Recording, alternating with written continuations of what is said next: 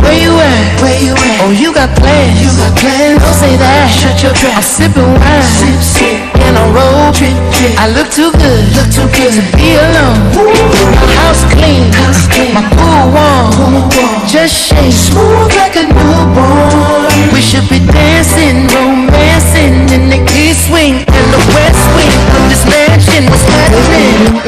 Games, every word that I say is coming straight from the heart. So if you're trying to lay in the sun, I'ma leave the door open.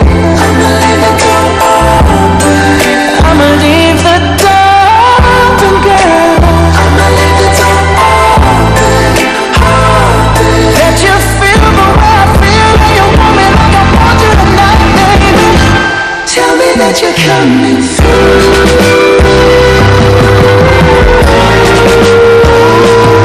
You're so sweet, So sweet, so tight, so tight. I won't bite unless you like. Unless you like If you smoke, what you smoke. I got the haze. Purple haze. And if you're hungry, girl, I got the lace. Oh, baby, don't keep me waiting. There's so much love we could be making. I'm talking kissing, cuddling, rose petals in the bathtub. Girl, it's jumping, it's bubbling. I ain't playing no games. Every word that I say is coming straight from the heart. So if you're trying to lay in these arms, I'ma leave the door open. I'ma leave the door open, girl. Let you feel the way I feel, and you want it like I want you tonight, baby. Tell me that you're coming through.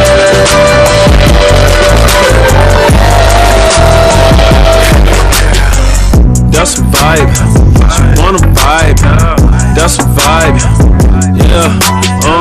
That's a vibe. It's a vibe. That's a vibe. Yeah. That's a vibe. Oh, it's a vibe. And that's a vibe. Yeah. That's a vibe. She wanna vibe. That's a vibe. Yeah. Yeah. That's a vibe. She wanna vibe. That's a vibe, it's a vibe, yeah, late night. Oh, it's a vibe, let me slide.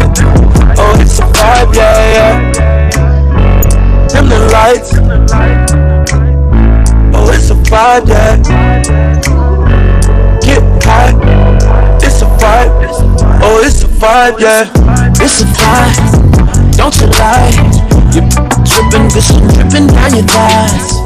It's a vibe, get high, digging deep when I look into your eyes. Love is the virus, I know you feel it. It's a vibe, different vibe, it's my vibe, I ought to be like it. Okay, so I got the ambiance, it's what I want. And if you get paid, it's solely based on your performance. My ego is enormous like my crib in California. If you ain't got no heart, man, you kinda need a donor. Now I said I'm from the corner of the ATL. When we got that clientele, avoid paper trails. Broke so many bills down that I'm shell shocked. I held soul rocks by the mailbox. Got a vibe, make a young chick turn the neck. Got a vibe, make a cougar wanna spend a check. Got a vibe, make a Asian wanna buy you. Got a vibe, make a tell you. Here's more people file on here. Come on. Decline, I'm the pioneer. Beat that beat up. I need riot gear. Any volunteers? Gas in a zip block. Now that's loud and clear. This one out of here. This is our year. That's a vibe. That's a vibe. That's a vibe. That's a vibe. Yeah. That's a vibe. It's a vibe. It's a vibe. That's a vibe. Yeah. Sleeping all day, cheaping, rolling, big D, all games, about to lose it. The body's on fire. Ooh, love me long till you get tired. Ooh, baby, you got what you's the real one, I'm inspired.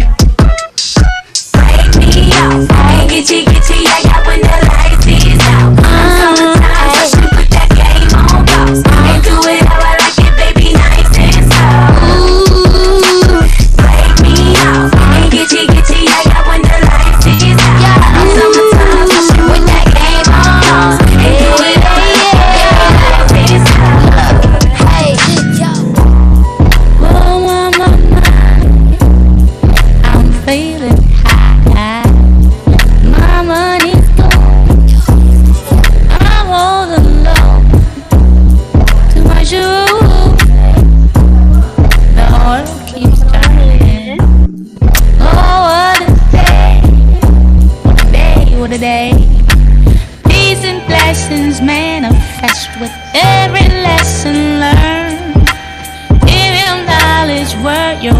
then it would be well earned.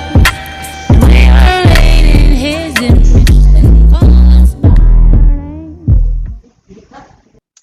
All righty, let's go ahead and get started, everyone. Hello and good afternoon, good morning, good evening, depending on where you are. My name is Paige Miller, and welcome to Black Lives Matter Korea's Juneteenth celebration. Woo! I'm so happy to be with you today for the BLMK's Juneteenth celebration. I know some of you may not be familiar with Juneteenth and the celebration around it and why we celebrate it, but no worries. That's what today is for. We will explain how this day came to be and its importance. So let's get started. So just to break down what we're doing for today, first we will show you guys a short video explaining what Juneteenth is. Then we will have our panel discussion. So you definitely don't want to miss this. We will be discussing a very important topic, and that is mental health. So today our panel consists of experts from all different fields, and they will share their own experiences and how they deal with these issues. After that, we're going to be having a very fun trivia game. Boop, boop, boop, boop. Play a little Jeopardy music. Ding, ding, ding, ding, ding, ding, ding, ding. Yeah. So for this trivia game, we want to make sure we can test your knowledge on Juneteenth and Black history. So go ahead and get ready. You want to see what you know, what you don't know, what you think you might know. All of that good stuff will happen in this trivia game today. And lastly, we are going to have a very, very, very, once again, one more very, because it's very fun dance off today with about 2 teams of the audience. So the winning team today will get an amazing reward. You guys ready to hear it? The winning team or winning person gets bragging rights. Because I mean, what's more important than being able to walk down the street and randomly tell some local ajashi, hey, guess what? I want to dance off. Because how many people can say that? Let's think about that. How many people can say that? So, and the music today will be played by our very own DJ Pinnacle. Woo, woo, woo. We got a little taste of what he was able to bring earlier, but for this dance off, it's gonna be something serious. So definitely make sure you also check him out on his Instagram at I am Pinnacle. He is also the owner of Hustle here in Itaewon, a really, really, really nice little bar. So if you're ever in Itaewon, definitely come check it out. And he will give us about 30 minutes of the best dance music ever. So I hope you guys are prepared to show us your best moves. Give a little, you know, hit a little one of these, Y'all don't want none of this. As a matter of fact, actually, DJ Pinnacle, you mind giving us a little taste of what you might be playing for the dance off? Just a little bit. Small little taste. Just a little bit. Just a little bit. Let them get a feel for it.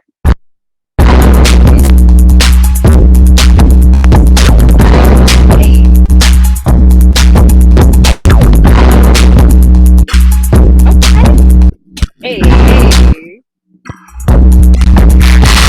For the circulator, it's time for the circulator. I'ma shake what my mama gave me. I'ma shake my money maker. It's time for the circulator. I'm telling y'all, it's gonna be something fun. It's gonna be real fun. I need all my competitive folks. Really JT, I'm fly with it. CIT, ride with it. Right cheek, left cheek with it. Bust eyes on fleet with it. Slim thick, petite with it. She ran with the key missing. Great, and I cannot wait for this dance off today and see who the best dancer is in all of South Korea. All right, so now to start our celebration, we're gonna go ahead and show you guys that short video on why we celebrate Juneteenth. So let's go ahead and take a look. What is Juneteenth? Juneteenth is the oldest known celebration commemorating the ending of slavery in the United States.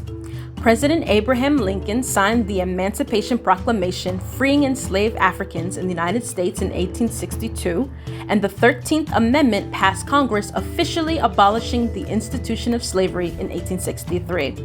But it would take years for word to spread. On June 19, 1865, Union soldiers, led by Major General Gordon Granger, landed at Galveston, Texas, with the news that the Civil War was over and the roughly 250,000 enslaved people there were now free. What followed General Granger's announcement was known as the Scatter. Even with a salary, former slaves weren't interested in staying. In fact, some were leaving before Granger had finished making the announcement. Droves of former enslaved people left the state to find family members or more welcoming accommodations in northern regions. Juneteenth is the holiday where Americans celebrate this important event. Although free, Black people would still experience the repercussions of slavery years after. Every decade since the end of slavery, Black people have been more educated, accrued more wealth, more status in American society. Every decade since 1865. But there's been one constant, and that constant is the presence of random racist violence.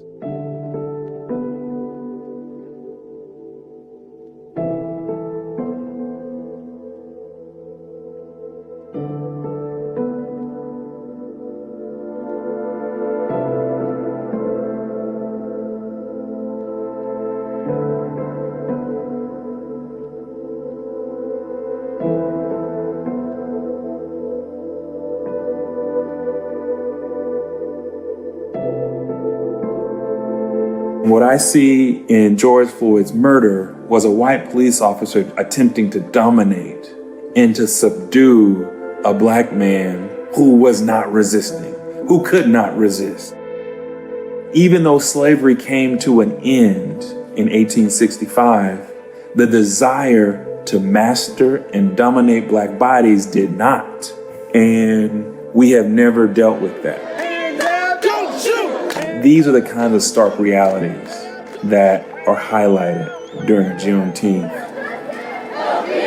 If Black people's lives can be expunged through racist violence and no one is held accountable,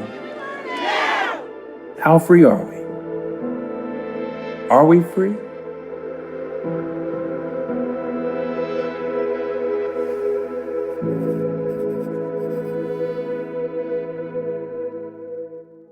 But even through the struggle, Black people continue to find joy. Today, you can find Americans celebrating Juneteenth by having parades, cookouts, and spending quality time with family and friends.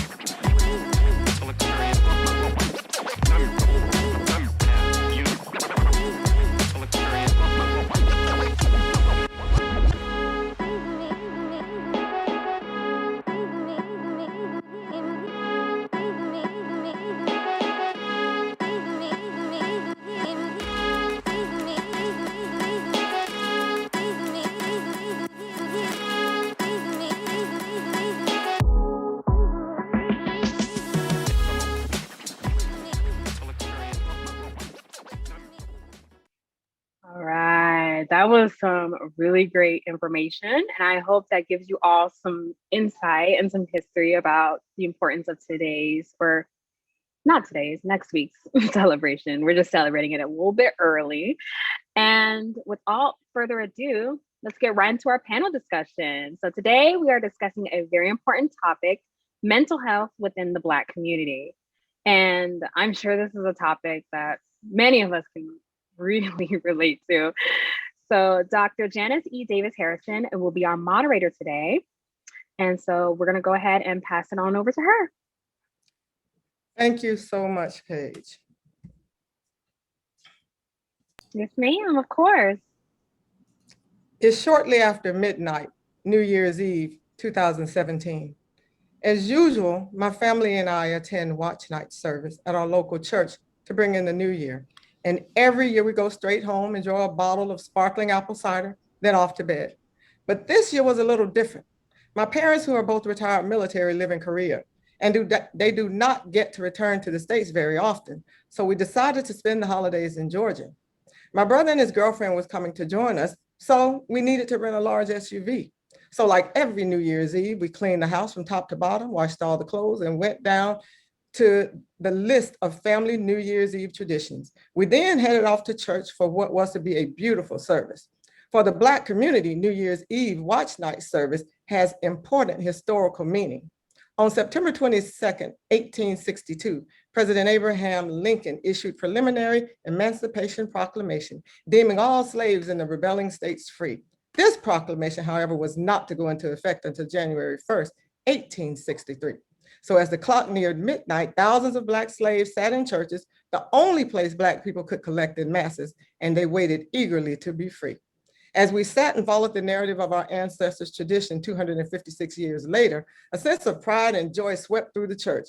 Right after service, my family and I headed home to enjoy our sparkling apple cider, only to see bright, flashing blue and red lights behind us, less than a mile from our destination. Panic quickly set in. Before we knew it, why were we being pulled over? My brother and sister immediately pulled out their cell phones and began recording. As the officer advanced, I became extremely fearful for my life. He approached the front window and extended his flashlight so that he could see everyone in the car. At this moment, you could literally see the uneasiness in everyone's eyes. Then another police car pulls up. The second officer approaches the car. Though this encounter may have lasted only 5 minutes, it was the longest 5 minutes of my life. I did not want to be the next hashtag. My father's only infraction was not turning on the headlights for a rental car with which he was unfamiliar. The officers were very kind and we made it home safely.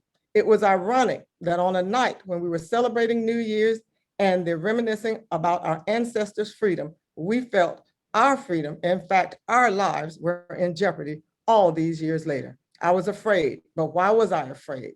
I had never had a negative encounter with the police before. I then quickly realized it was the videos, the constant viral streaming of videos showing the ultimate demise of people that looked like me had taken its toll on me. And what I expected, in fact, what I feared would happen to my family and I, unlike our encounter, those people's story did not have a pleasant ending. Greetings, I'm Dr. Janice Davis Harrison. Today's panel topic we will cover is about mental health and how we as Black people still find joy while dealing with the difficulty this world places on us. In our first half, we will talk to 3 people from various backgrounds and have a conversation with them.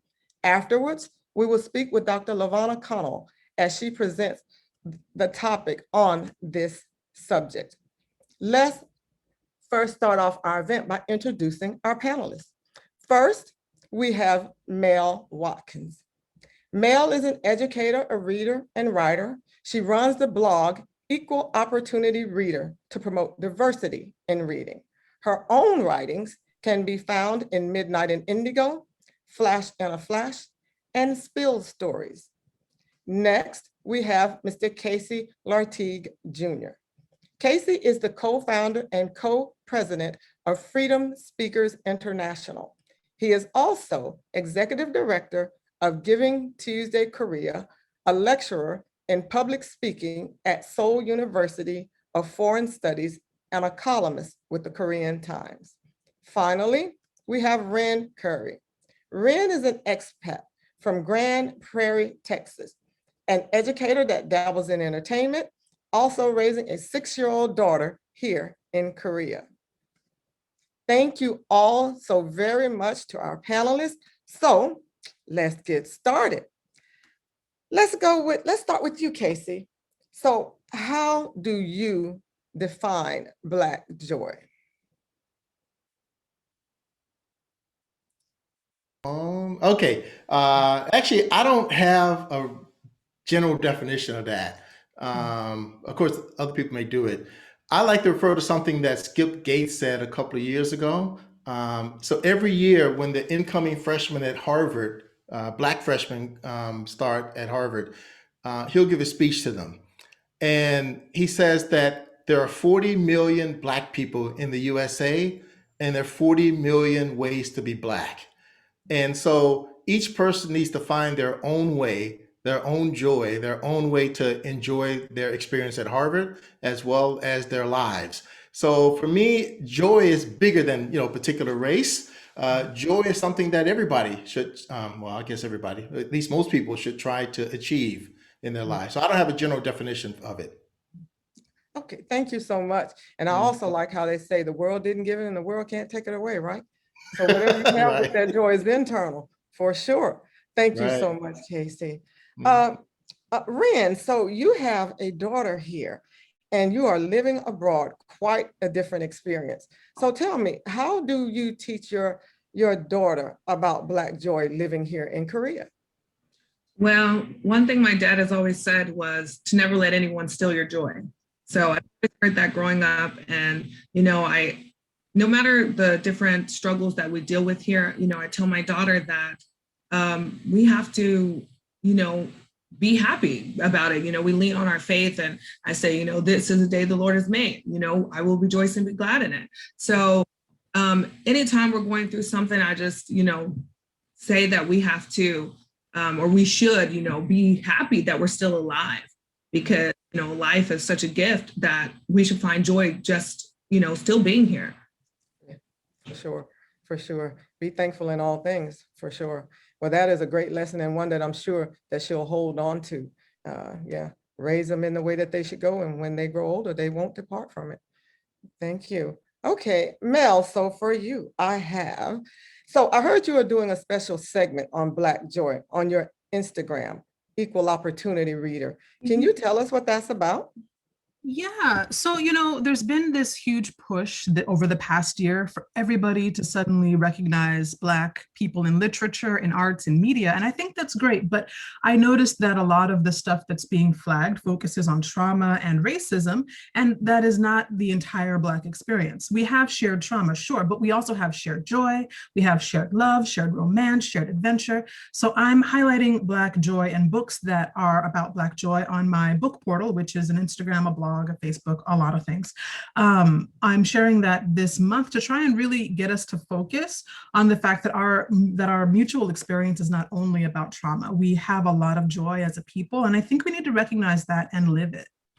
Yes, for sure. Yeah, you don't always want to concentrate on the negative, because if that's what it is, then that's what you'll live. And whatever it is you feed the most, right? That is what grows. So if you feed joy, right, then joy grows. If you feed depression, then depression grows. So it all depends. So great. So Casey, so do you think, or why do you think, I'm sure you think that it is important to experience joy even through resistance? How can we do that? Do you have any takeaways for us on, you know, even though you can resist, you can still have joy? Microphone is okay. All right. So actually, I love something that Emma Goldman said, or at least it was attributed to her. She's a socialist activist. And she says that if I can't dance, then I don't want to join your revolution. In my case, I've been involved in a number of causes, and I'll always make sure that I'm doing it on my terms. At least, of course, I want to intersect with the interests of the cause that I'm involved in. But I'm not going to let other people tell me how I'm going to get involved. I'm a social person. I like meeting people. When I get involved with a cause, I bring people together. And so the important thing is to remember to have your own style and to bring your own, develop your own role and your own leadership within a movement. So when I get involved, people will know it. Okay, because I'm going to make my presence known, but also I'm going to make sure I'm having fun. Sometimes people will ask me, you know, do you enjoy what you're doing? And my response is, yeah, because I'm still doing it. If I wasn't enjoying it, then you would see me drop out very quickly. If they can't let me participate the way that I want to participate, then I'm gone. So then I know that I'm having a good time as long as I stay involved. You know what? That is absolutely a lesson for all of us. If you're not enjoying what you're doing, and if you don't think you're making a difference in what you're doing, then you need to pretty quickly excommunicate. You know, so I think you were preaching to me. I'm going to take that, put it up in my little bag, hold on to that to after this, and then we'll discuss it later. So I greatly appreciate that. Thank you for your honesty. So Ren, living abroad and having your daughter here, do you think the opportunities for her here are greater, or do you think that the opportunity that you can provide a safer environment for her, how do you think it differs from what you can provide for her stateside? I do believe that it does provide a safer environment. We are from the Dallas area in Texas, so yeah, the beauty of not having to think of being shot, is wonderful. You don't have to have that in the back of your head every day, like, oh my goodness, if this cop going to pull us over for no reason. And that has happened to us already, living in Texas. And I have 4 brothers, 5 sisters. I have a huge family, and all of my brothers have been arrested, accosted by police officers, driving, especially one of my brothers, he's very tall, very muscular. So I think being here, it's helped a lot with, just mental health and anxiety, and not having to feel that. And for my daughter, there are many opportunities for her as well, because she can speak the language. She does speak Korean. And so since she speaks both languages, she has a lot of, opportunities here. And she, there is a side of it that does have to deal with some issues, since she is half Korean and half Black. So, but that's much less, I believe, than what she would deal with in terms of the more traumatic experiences, I think, stateside. Yes, for sure. And how old is she again? She's 6, right? 6 years old. Oh my goodness. She thinks she's 15. Oh, I do know. I have a 2-year-old granddaughter going on 20, so I get it. Yeah. Oh, okay. Well, great thing. Well, I'd like to add something to that. I'm also from Texas, Missouri City, right outside of Houston. Korea is definitely one of the safest places in the world for Black people. If you can endure a little blackface from time to time, some cultural appropriation, sometimes, some discrimination, like during the job hiring process, especially, for English teachers applying for universities and language institutes. But in Korea, the only time I've been stopped by police officers, one time the officer lived in Seattle for like 10 years and he wanted to talk about his great experience in America. And another officer just wanted to welcome me to Korea. I have no fear of police officers over here. No concern about getting pulled over. In the USA, I'm very careful. I was always careful, just want to get out of the situation. And I just treated that I was dealing with like a mad, crazy dog that will pull out a gun at me at any moment. So over here, just no concern about that kind of thing. Yeah, it is. It is a much safer environment. And the fact that guns are pretty much outlawed here. I mean, I saw a guy surrounded by police and he was swinging on them and they were just standing like, okay, whenever you're finished, get in your car and leave. And I mean, I was dumbfounded, like, what is happening here? Pleasantly surprised. But yeah, thank goodness, I wholeheartedly agree. Mel, you did mention the titles for some books that you have on your Instagram. Can you share some of those with us? I mean, that would be great if we could all expand our reading vocabulary here. Sure. Well, I'm going to steer away from sharing specific titles because here's the thing. There is so much. There are so many books that highlight book joy, Black joy. They just don't win awards, unfortunately. So here's the thing. I'm going to be putting up a list of books that feature Black joy on the blog probably later this week. But a couple of titles I can think of that I'm reading this month are Raybearer by Jordan Ifueko. That is a fantasy title. So it's a fantasy novel, and it's really good because it does really interesting things with notions of community and also nonviolence in a fantasy book. So, you're expecting to see like wars and battles and fights. Yes, Raybearer is so good. I agree, it is. My review's coming soon. I see you in the chat there. Also, there's Love in Color, which is a new anthology by Bolu Babalola, who is, I think I mispronounced her name, I'm sorry.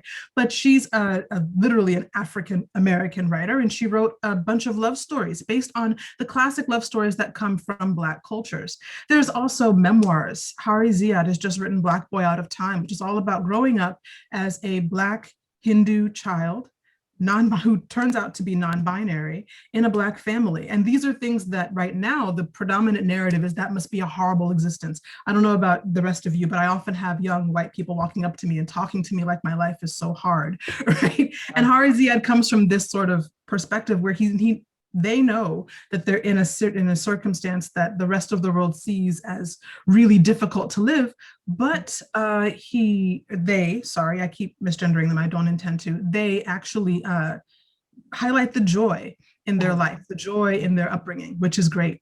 There's so much out there. There's so much out there.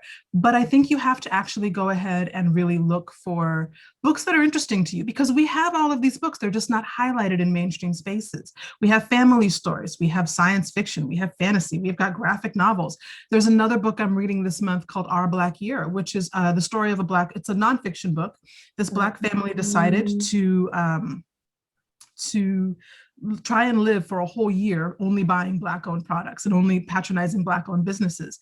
And I'm not going to spoil it for you. Maybe they do it, maybe they don't, but I think you should check it out. We have these great stories like this. And the good thing about them, I see somebody mentioning Jacqueline Woodson. I like Jacqueline Woodson, but the books that I'm highlighting are those that are not focused on our collective trauma. They're focused on our collective joy and our regular everyday lives as Black people, because I don't know about you, but I never wake up in the morning and think, oh my God, my ancestors were slaves. That is not my predominant mental narrative. I know she does, but I'm just pointing it out, Terry.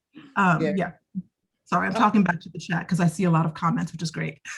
Oh yeah, that is absolutely great. And I would absolutely appreciate if you were to put those titles in the chat so I too can go back and look at those. Go ahead and do that. So that would actually be great. But we've had a very a rich discussion here. This thing really could go on forever because there is so much about Juneteenth that we're learning now.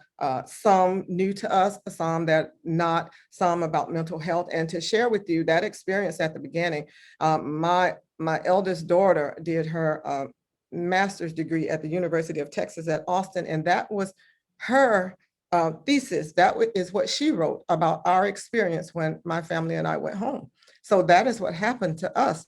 And she kept talking about how overwhelming it is to see these viral videos of people getting killed. And now she said it's come to the point where now it's just a scrolling narrative across the bottom of the screen, much like you see the sports. They'll put, Braves 15, Mets 1, I did that for my husband, but they'll just have those like rolling across the screen, right? And it's just become that commonplace, and it should not be. So it's a true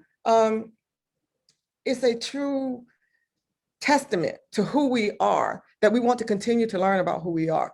And where we come from. A lot of people don't like a whole bunch of history. Don't tell me the truth, because if you do, then I'll have to do something about it, and I'm not ready to do that yet. So, but that's not us here. That's not Black Lives Matter Korea. These are the people that put the information out and dare you to do something about it. These are the people that bring in the panelists like you have here, these three panelists here, and ask them to share their experiences with you. And they have done so wholeheartedly. And I truly appreciate you panelists for giving us your unadulterated answers to these questions. Again, we should go on forever, but because we have lives and other things to do, we will move on. What we have now, we're going to do is we have Dr. Lavonna Connell. She is going to be following us, and she has a presentation for us entitled Finding hashtag Black Boy Joy and hashtag Black Girl Magic in the midst of adversity. So without further ado, I will turn it over to Dr. Connell. And thank you again, panelists. Thank you, Dr. Harrison. So I'm just getting myself together with making this in presentation mode. All right, so I would not be a true Texan if I did not give a shout out to the other two, and I'm from Sugar Land, so neighbor to Mr. Latrique.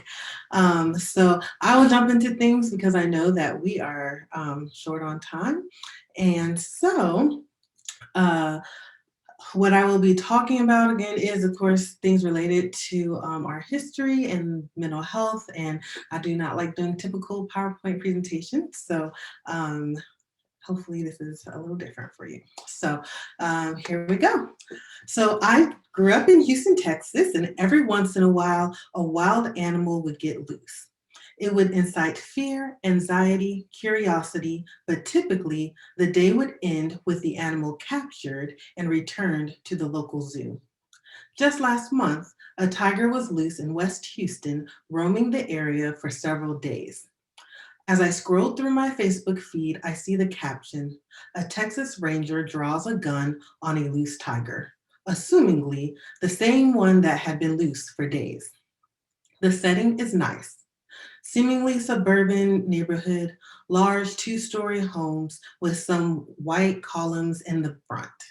Manicured lawns, driveways with expansive trees providing natural shade. I see the tiger walking towards the man. He goes and then turns around, walking towards a driveway.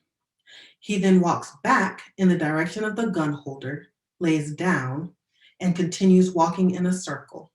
Back and forth he went.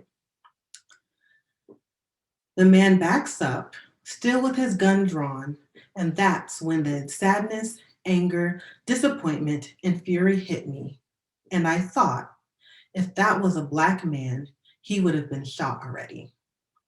Yet this animal that is known to be dangerous and is classed as a predator is being given a chance at life. The past several years have been plagued with headlines of shootings and other killings, often at the hands of the police. The fear that was once only incited when driving now has been associated with walking, running, shopping, being in your own home, and sleeping. We witness it and wonder, will I be the next hashtag? Black girl magic and Black boy joy are trending, but how do we achieve it, live it, with all that keeps happening? We must understand our history, how to maintain Black joy, and simultaneously maintain our mental health. In understanding our history, we have to understand the foundations that impacted our current status as people. We must go beyond the transatlantic slave trade, racism, segregation, and institutional racism at face value and understand the impact these experiences have had at the molecular, cellular, and genetic levels. I won't give you a lecture on what all of that means, as I'm no chemist or geneticist. However, I will break down one of the most critical pieces of the puzzle that we don't talk about, but impacts us all in some form: epigenetics. Epigenetics scientifically relates to how organisms change due to a gene being modified rather than the genetic code, so DNA, being changed. Shifting into clearer terms, a gene can be changed based on environmental factors. So let's shift to a short video that will help set the stage to this. 59-year-old Karen Sonnenberg grew up on the North Shore of Long Island, just an hour's drive from New York City. Her parents survived the Holocaust, but rarely mentioned it. All I knew was that we were different, that I was different. I didn't exactly know why. Her parents were Jewish, born in Germany, but after Hitler came to power, their families fled. Sonnenberg's parents were just children, but carried the traumas of Nazi oppression throughout their lives. My mother, from the time she was 3 on, from my father, from the time he was 5 or 6 years old, he was subjected to the painful existence in Germany. Despite her own comfortable upbringing here in the US, Sonnenberg privately struggled for years with anxiety and stress. And while she couldn't prove it, she believed it was somehow linked to her parents' traumatic childhoods. Having discussed this with many of my friends who come from similar backgrounds, It seems to be consistent in most of us. There were definitely challenges that, quote unquote, American kids didn't seem to have experienced. Even though you weren't there. Exactly. That's the amazing part of it. Now, a new study published this month in the scientific journal Biological Psychiatry bolsters Sonnenberg's belief that she experienced the after effects of her parents' trauma. Dr. Rachel Yehuda, director of Mount Sinai's Traumatic Stress Studies Division, led the study. Her team interviewed and drew blood from 32 sets of survivors and their children, focusing on a gene called FKBP5. We already know that this is a gene that contributes to risk for depression and post-traumatic stress disorder. Yehuda noticed a pattern among the Holocaust survivors called an epigenetic change. Not a change in the gene itself, but rather a change in a chemical marker attached to it. And when we looked at their own children, their children also had an epigenetic change in the same spot on a stress-related gene. What does that suggest? Well, in the first generation, in a Holocaust survivor, it suggests that there has been an adaptation or a response to a horrendous environmental event. And in the second generation, it suggests that there has also been a response of the offspring to this parental trauma.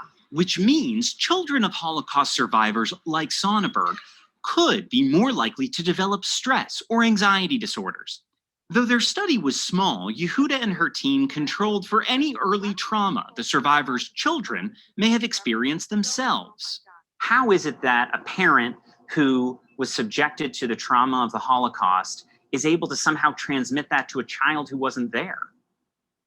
Oh, that's a really good question. And this study that we did doesn't address the how. The study that we did just provides a proof of concept that we might be able to identify the how if we do more research.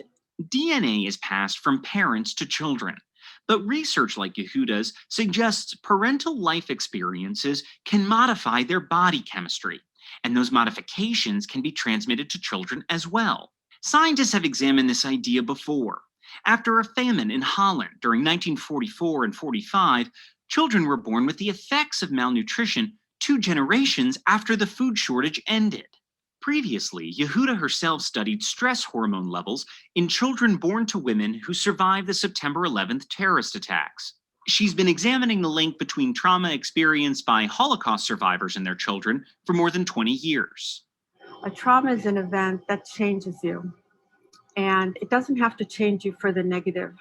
Trauma changes you in lots of different ways, but most people who experience extreme trauma learn a great deal from that experience.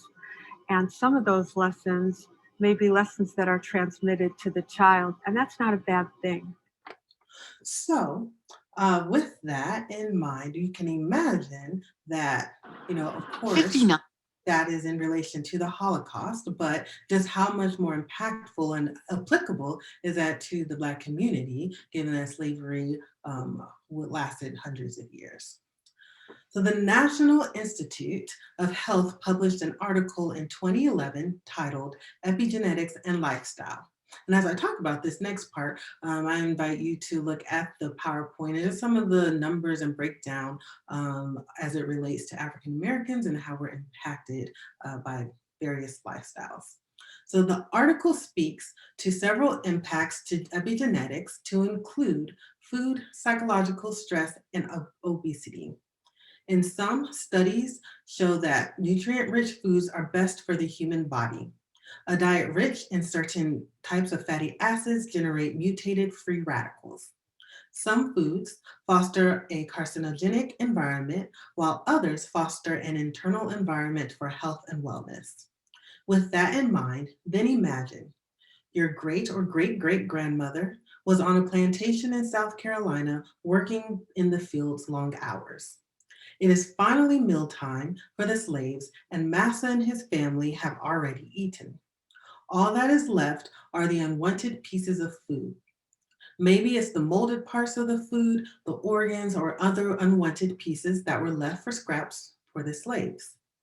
Your great-great-grandmother, being as resilient as she and her community could be, take those leftover scraps and create cuisines.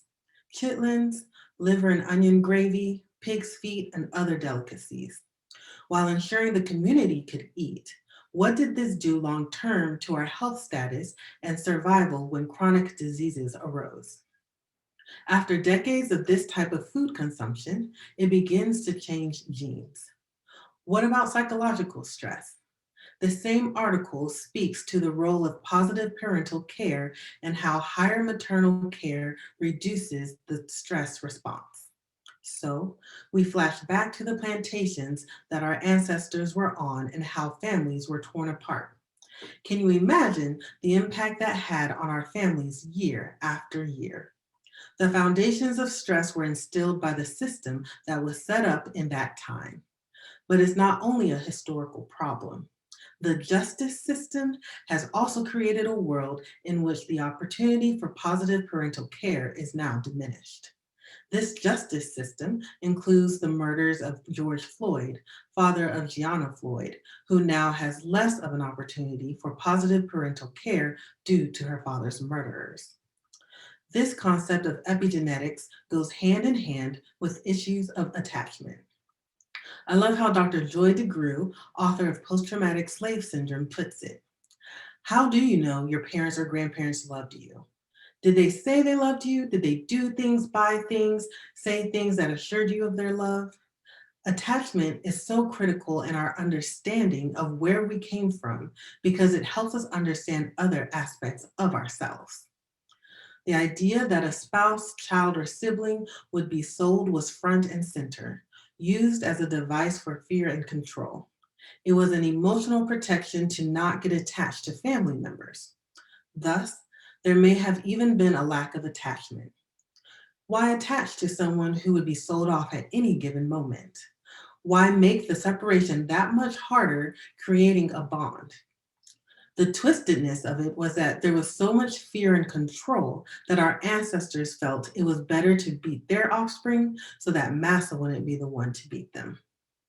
We hear these sentiments today, so our attachments with each other have been warped as we navigate life because what was functional and worked then no longer works. We have to begin addressing generational trauma while we also acknowledge generational strengths. And so I want you to hear more about the concept of post-traumatic slave syndrome and kind of how that applies to how we're functioning. And so I have a short clip by Dr. DeGruy, who I just mentioned. Post-traumatic slave syndrome is an explanatory theory that really looks at multi-generational trauma. One of the things that's difficult for people is their first response is, oh my God, that happened so long ago. We're talking about people being captured, shipped, sold, beaten, raped, experimented on. And then you have to ask the question, did the trauma continue? Yes. So 300 years of trauma, no help, freed, no help, more trauma.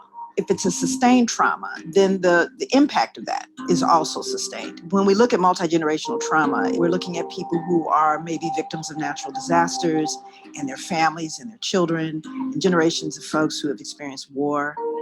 And we know that there are residual mental, emotional, traumatic impact.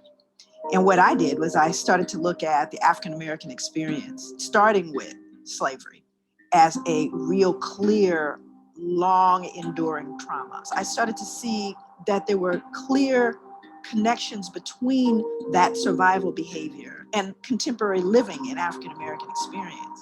I started to see common behaviors that I took for granted as, well, cultural. There's adaptive behaviors, survival behaviors. Well, what are they? Let's just say 2019, you have a Black mother and a white mother. The sons go to school together. They find themselves at a meeting. The Black mother leans over to the white mother and says, I just wanted to mention to you that I noticed that your son is really doing quite well. And the white mother's response is, oh, thank you. She begins to go on and on about, he won the science fair, his uncle's an astronaut. She's just oozing. She realizes the Black mother's son is actually excelling her son. And she says, well, wait a minute. Your son's the one that's really coming along. And the Black mother responds, oh my God, he's a handful, but oh, he just works my nerves. Now, when I'm working with African-American people, it doesn't matter what the audience is. It doesn't matter what class. If I were to ask, is she very proud while she's saying those denigrating things?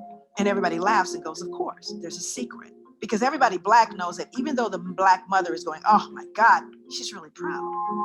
So now let's roll that scene back 300 years. And let's say this Black mother is working in the fields and a white slave owner comes through and says, wow, that boy is really coming along. What is she gonna say? No, he's not. He's stupid. He's shiftless. He can't work because I don't want you to sell him. So I denigrate them to protect them. That is called appropriate adaptation when living in a hostile environment. The little white boy, say Timmy, he feels really comfortable and happy about what his mom just said about him. And Trey looks at his mom and wonders, why can't you be proud of me? Because he doesn't understand the secret yet. And by the time he learns the secret, he will have already been injured by it. Post-traumatic slave syndrome. All right, so the idea of maintaining Black joy must come from building upon generational strengths. James Baldwin was the one to say, to be Negro in this country and to be relatively conscious is to be in a rage almost all the time. I didn't realize the magnitude or the extent to which this applied to me until last year. There is certainly truth to it, but to obtain and maintain Black joy, we also have to understand that there is a time for everything. And there being a time for everything, it is important to be aware of and acknowledge the emotions that arise when there are senseless killings, comments, and experiences. Whether your emotions are on the Malcolm X side or the MLK arena, the emotion is there and self-awareness is the first step to healing. Next is emotional acceptance. Dr. Anita Phillip, a trauma therapist and life coach, has one of the best descriptions of emotional acceptance. She says, emotional acceptance means that we do not try to change how we're feeling. Instead, we stay in touch with our feelings and receive them and experience them as they are. Furthermore, when we accept our emotions, we step into truth, which enables us to see the big picture. As we consider our pain and make strides to express our joy, may we begin to consider which spaces can hold our emotions. May we challenge our expectations, outlook, and manage our own responsibility to heal. Again, in the wise words of James Baldwin, not everything that is faced can be changed, but nothing can be changed until it is faced. So how do we heal as individuals and a community? How do we experience our pain while simultaneously expressing our joy? In no particular order, we have to do several things. A critical part is to engage in self-care. This includes taking time for yourself and giving yourself permission to rest. But furthermore, this includes setting limits and not watching all the videos. Some people feel that they need to watch every video, trial, and keep tabs of each situation as it unfolds. For your own sanity and mental health, stop it. You can still be at the forefront of change without being at the forefront of the news. It is also critical that we get rid of cultural silence. There is this idea that we don't talk about things. We sweep things under the rug, stick our heads in the sand, and suffer alone, while there could probably be a #MeToo campaign for so many of the difficulties we face as a people. We also have to get out of survival mode. To maintain and strengthen our mental health, it behooves us to start redefining our worth and what it means to be strong. In conclusion, I will leave you with these words. It was a summer morning in 2020 when I had the epiphany, the realization, or dare I say courage, to acknowledge it, leading to writing these words. I just realized why I hate going to the doctor, not because of the shots, needless prescriptions, or lack of bedside manner. No, it's because you don't listen to me or believe that anything is wrong unless I'm already bleeding out, nearly dead, or can barely breathe. You'd rather legally rape me than understand the generational and personal traumas I've experienced and in turn be gentle with me. So no, thank you. You can keep your procedures. You feel like there are too many of my kind here, though your ancestors shipped my ancestors across the ocean, and then you ignorantly say, go home. Well, tell me what I wore, what I ate, what my language and religion were, what my country was, and I'll gladly go home. And maybe you can join me on the journey as you return home as well, as it would only be right to return the land to the Native Americans. See, while I've been stripped of an identity, I connect with those around me who also have been planted around the world.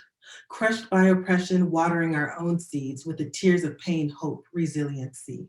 Growing roots that reach deep into the earth, reaching out to the next one until we are so interconnected, nothing can tear us apart. We burst through the soil and shock those who thought they were burying us. Our ancestors who did not survive the voyage, we honor you, for you showed strength and courage.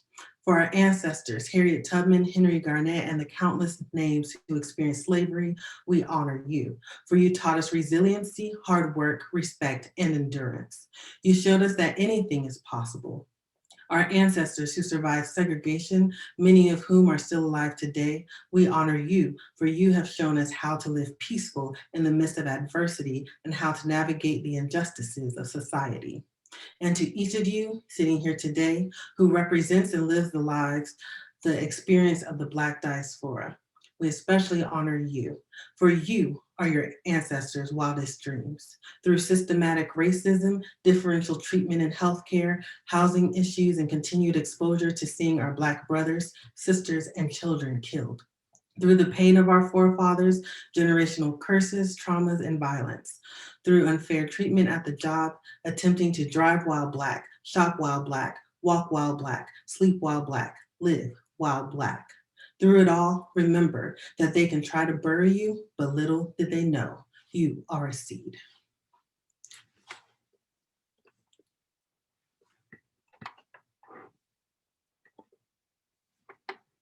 I'll pass it to the next person.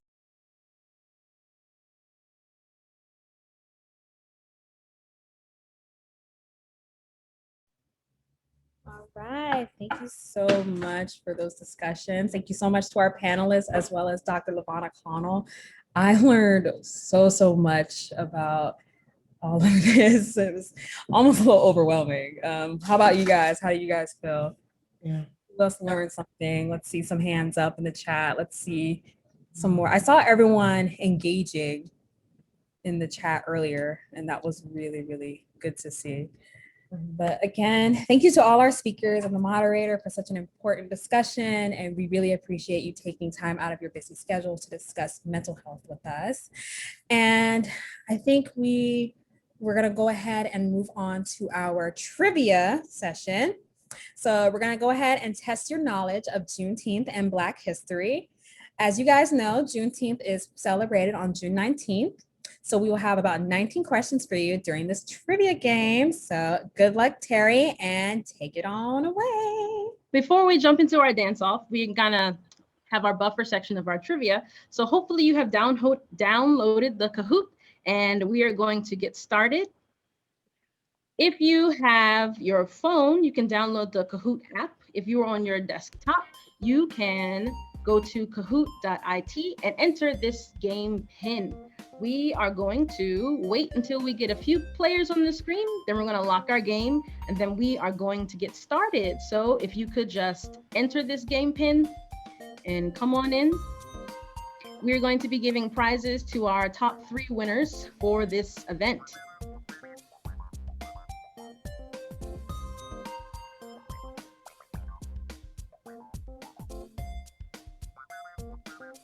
Okay, Lisa's in, Alexia's in, Kanika's in, Jaeyoung, Jordan.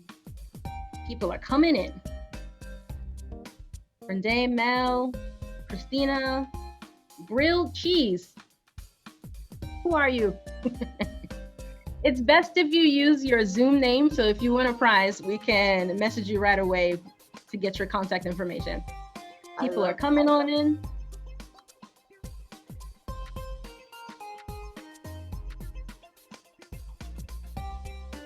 Brooke, Yuman, Kita, Condra, Kimberly, Ben, Dr. Steph, Aketch, Ketch.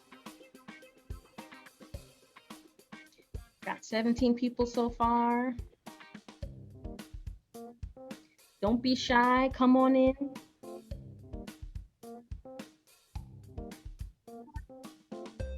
Never mind my cat in the background making noise.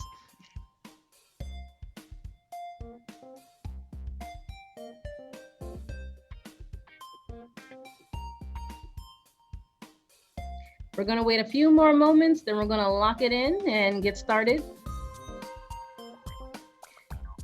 Lance has joined us, NJ, Carla. Paige, is that Paige? Okay. Paige, don't try to like jack the prizes, okay? What can I say? I love a good competition.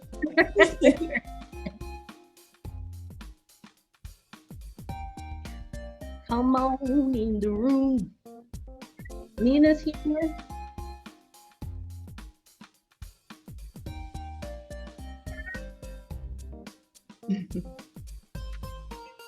We're going to wait a few more seconds and then we are going to get started.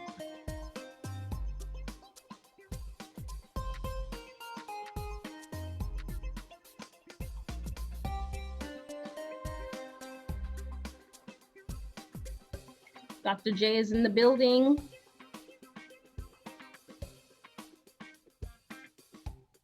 Tina.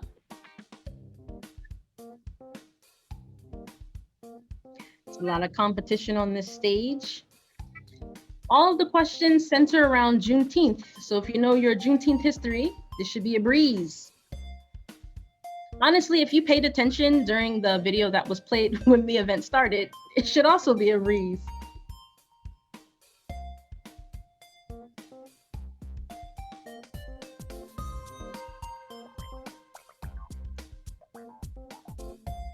All right, we have 24 people in.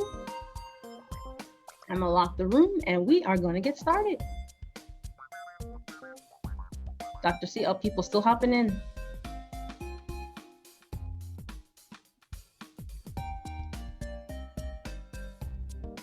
$25 people here, 26. I like even numbers, so I'm gonna stop it here. It's locked. Let's get started. Our Juneteenth trivia. All right, you have to type your answer. The first question, how many enslaved people were not told they were free? You have 17 seconds on the clock. Please type in your answer.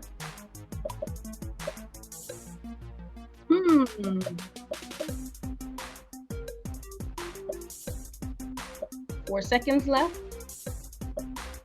It's not math. These are the correct answers. 250,000. Let's go to the scoreboard. Okay, Jordan, Lisa, and NJ are at the top. Let's move on to our next question. This is a puzzle. Put the states in chronological order by year of recognition of Juneteenth.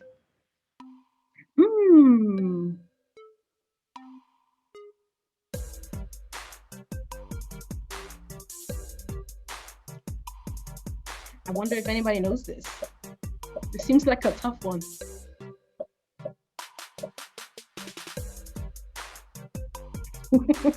People are saying, no, they don't know. Try your best. States. Oh, Christina, you're not from the States. It's okay.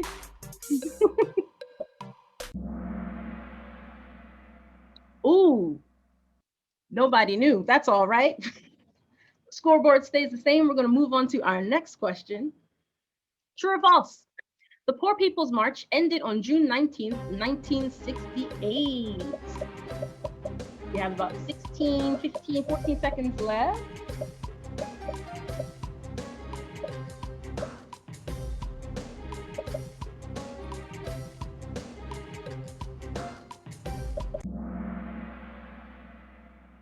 Seven people got it correct.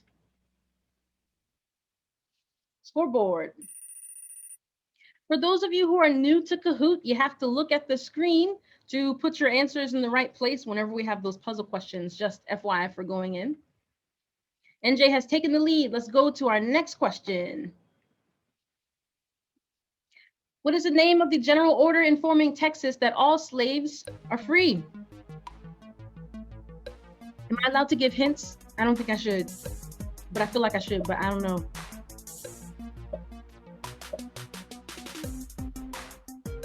Hints? Okay. Maybe for the next one.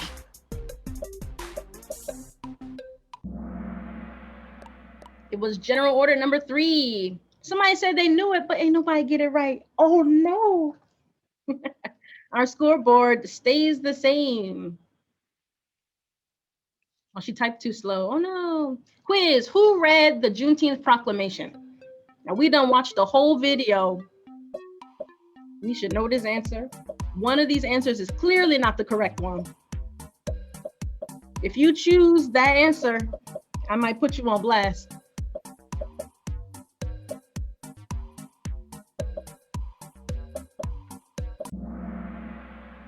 General Gordon Granger is the answer. I am so glad nobody picked General So. Okay, I'm saying this is not talking about chicken out here.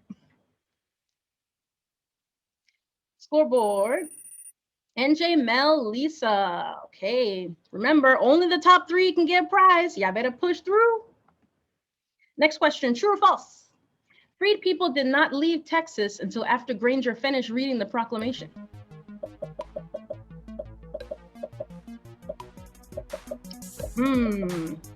Got about 10 seconds left.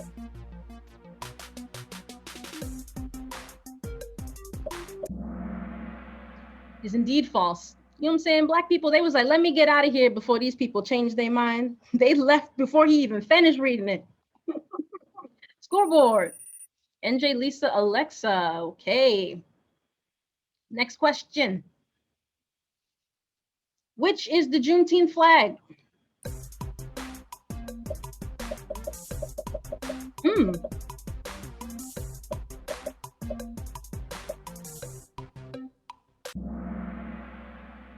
Ooh, this one was split.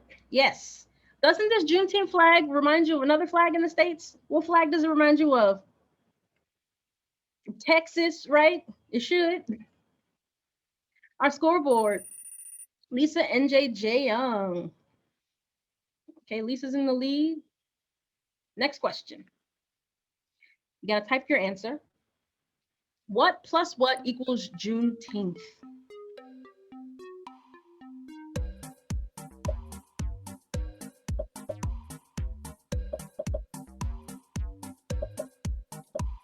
Got 5 seconds.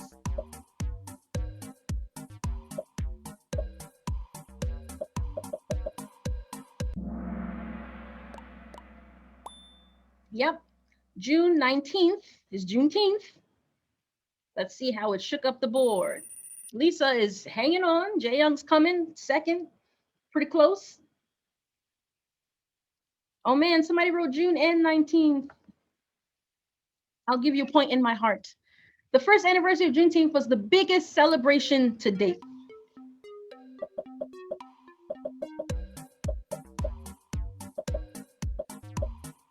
My cat is giving his answer in the background. 5 seconds. True, false?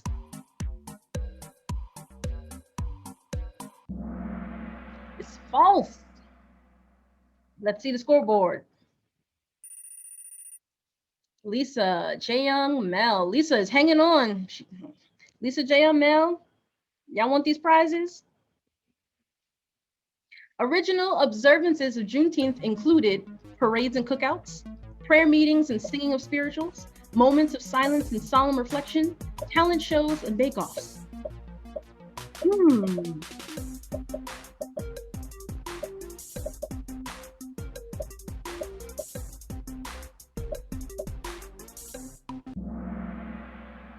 Prayer meetings and singing of spirituals. That's what happened in original observances of Juneteenth. Let's see the scoreboard. Lisa is hanging on. Lisa, go ahead, girl. Give us a little clap, digital hand clap. Our 11th question. Juneteenth is the title of a book by what author? Mel, I hope you know this because you was telling us about books earlier. You better get this right, girl.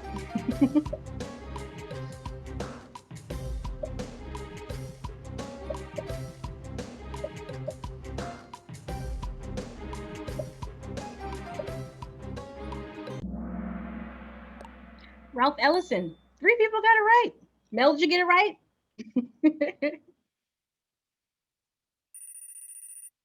Okay, our scoreboard. Top 3 stays the same. Our 12th question. True or false? Some cities and states have a Miss Juneteenth contest. True or false? Jordan, I hope you get this one right. You said you got 50% chance questions wrong. Try again.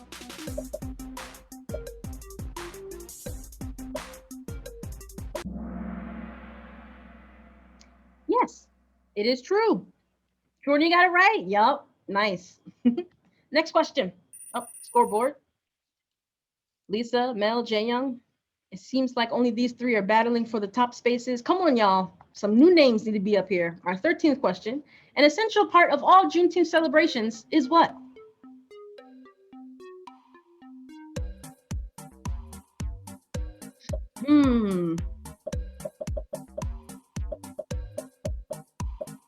Maybe if you don't have this, people will leave your Juneteenth celebration.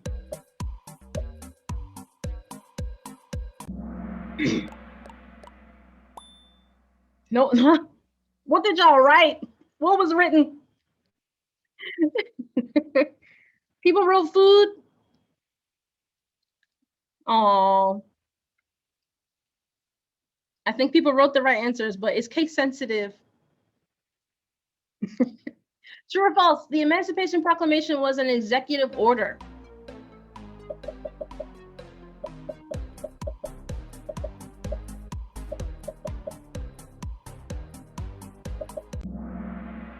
True. That is true. Lisa, Mel, Jae Young. Moving on to our next question. Quiz. How many pages long was the original Emancipation Proclamation? 2, 3, 4, or 5?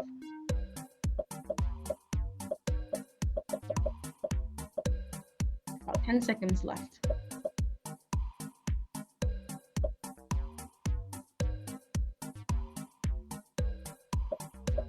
Time. It was 5 pages long. 5 pages. Okay. Okay, Lance is on the board. Lance, you gonna push to the top? Let's see if you can do it. Quiz. Which state recently passed legislation to acknowledge Juneteenth as a holiday? Hawaii, Virginia, New York, or Texas? If you were listening to the news or reading the news, people have been talking about it.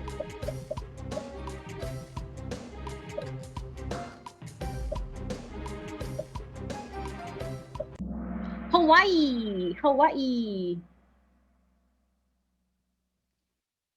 Scoreboard. Okay, Brende. Quiz, our 17th question. What was the first Juneteenth called?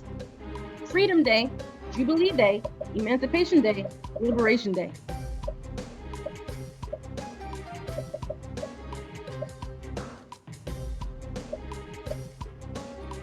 Five seconds left. These all seem like plausible answers.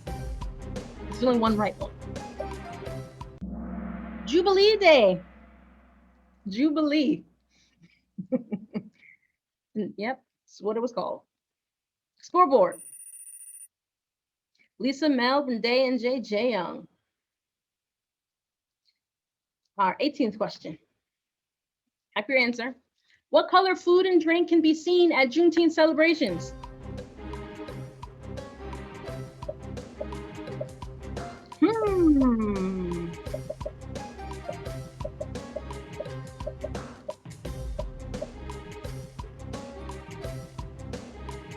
Three seconds to get your answers in.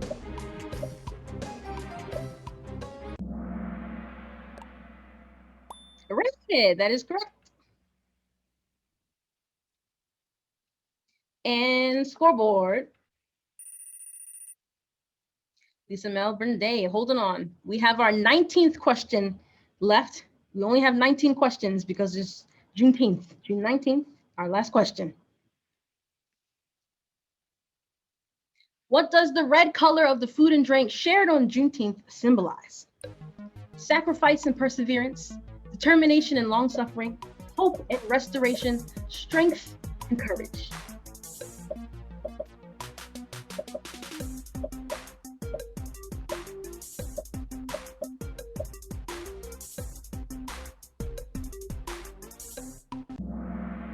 Strength and courage is the correct answer. People picked the red because it was red. All right, let's check out our scoreboard. Our third place winner, Brende. Let's give a round of applause for her. Congratulations, Brende. Mel, second place. Congratulations, Mel. And first place goes to Lisa. Ooh, excellent job, everyone. Lisa, Mel, Brende, please contact one of our hosts or co-hosts for your prize. Yay! Congratulations to our winners on that great Kahoot game. Although I will say, Terry, I think there should have been a few more multiple choice questions because I would have rocked that. I got you next time, girl. I got you. Thank you. Because them typing questions, I was like the question. What you really know. You know what I'm saying? What was the question about what's at present at every single Juneteenth celebration? Everyone else said food. I said the parade. was there. You said parade? Oh, girl. I'm like, there's always a parade in the city, right? There's always a parade at some sort of Juneteenth celebration. But thank you so much for that really fun Kahoot game. And again, congratulations to our winners. And we actually are going to go ahead and give the floor back to our panelists and our speakers. During the panel discussion, as well as when we were starting into the Kahoot game, we actually had a large responses from people in the audience that had questions and wanted to further discuss the topics that were brought up. And so we really thought the committee, as well as I, thought it would be better for us to go back to that and really engage with that a little bit more. So we're going to go ahead and pass it back over to our moderator, and we're going to go ahead and further that discussion back a little bit more. Thank you so much. Yeah, we had people that were like seriously engaged. Thank you so much for your questions. It's very intriguing. Actually, Dr. Connell, one of the questions were for you, and it said, does self-care heal the root issue?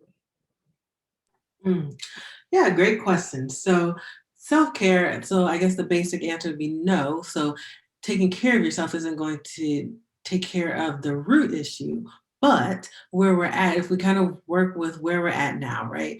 Where we're at now is we're seeing videos, we're seeing all these things that were happening before, but now we're exposed to a lot more media and whatnot. And so part of that is we have to protect ourselves. So we're our biggest ally because we have control of what we expose ourselves to, the conversations that we have, and how we deal with whatever is going on. And so part of that self-care, like I mentioned, is going to be kind of sheltering from the media, but also talking. So we have to start having these conversations because a lot of times we get isolated by feeling like we're alone and no one will understand. When we have a great community, that a lot of times people highlight how we bicker, we're against each other, but it's a great opportunity to come together.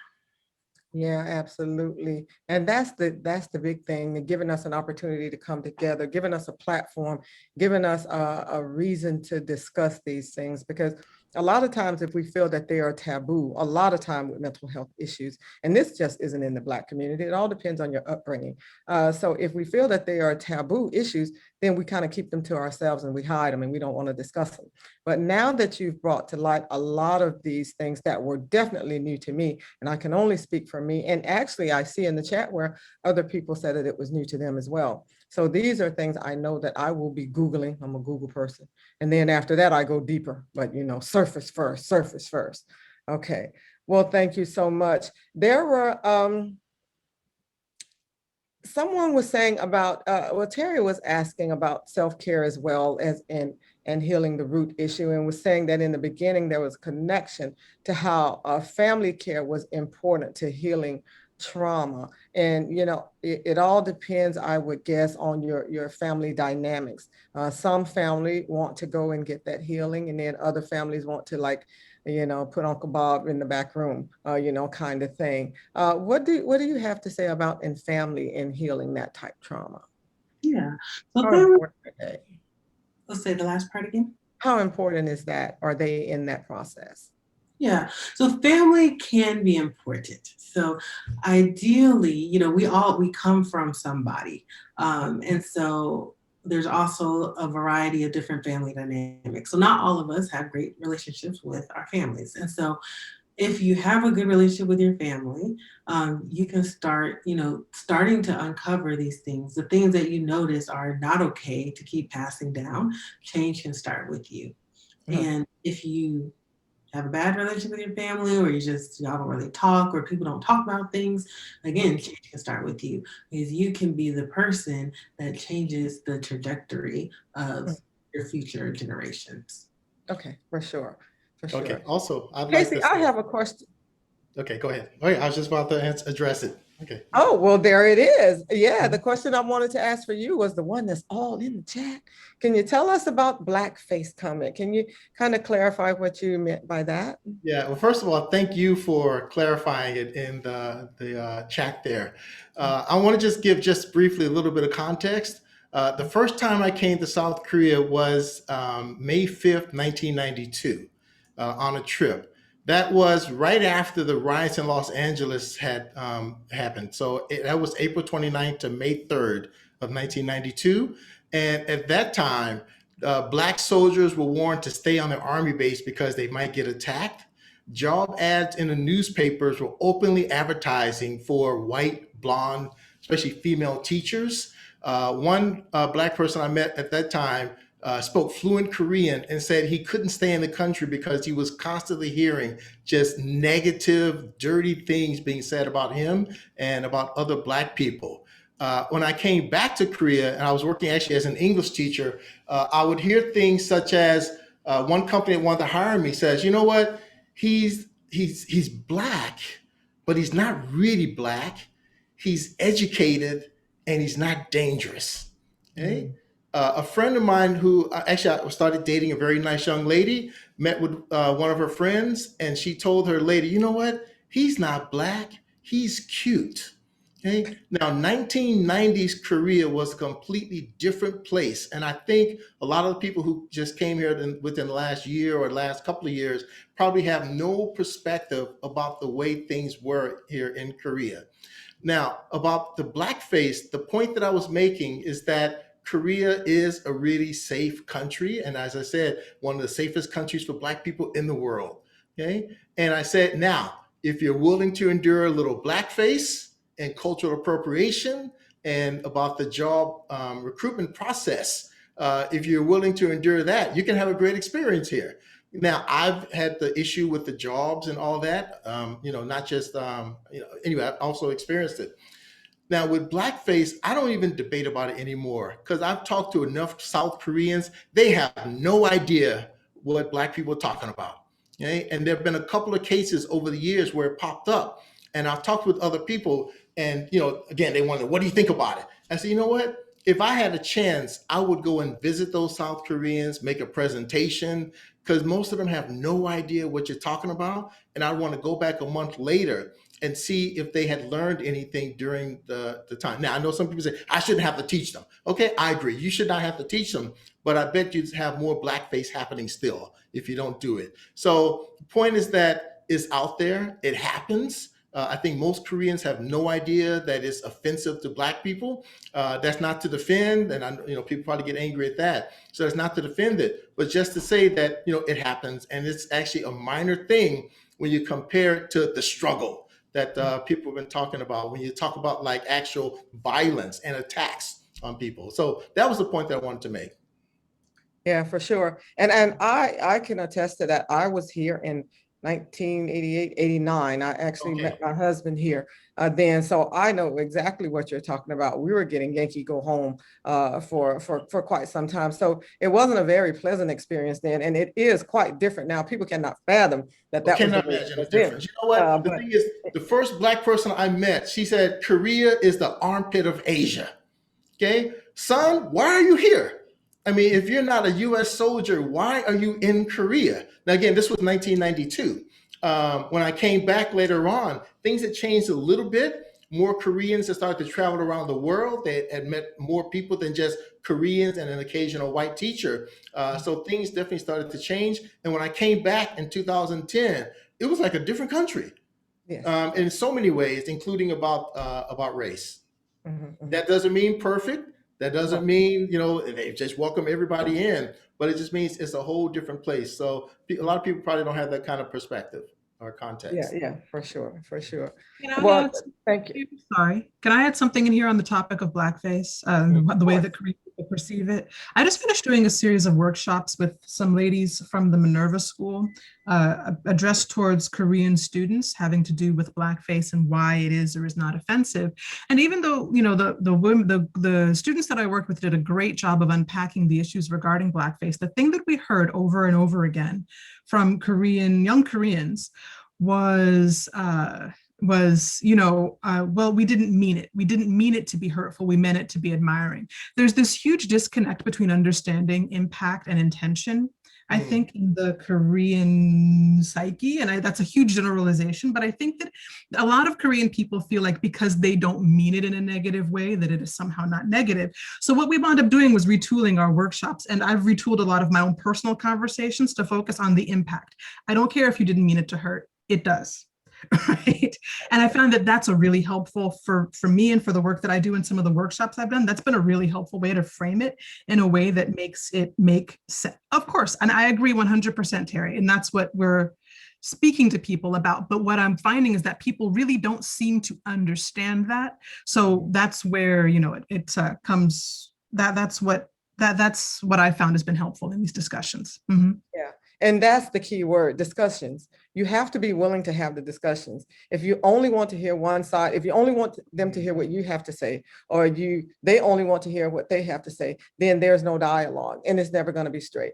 I've had someone before and was like, but let me give you the evidence. And they was like, I don't want the evidence. Then why don't you want the evidence? If you don't want the evidence, then that tell me you're afraid that if you find out that what you think isn't the truth, then you'll have to act upon that.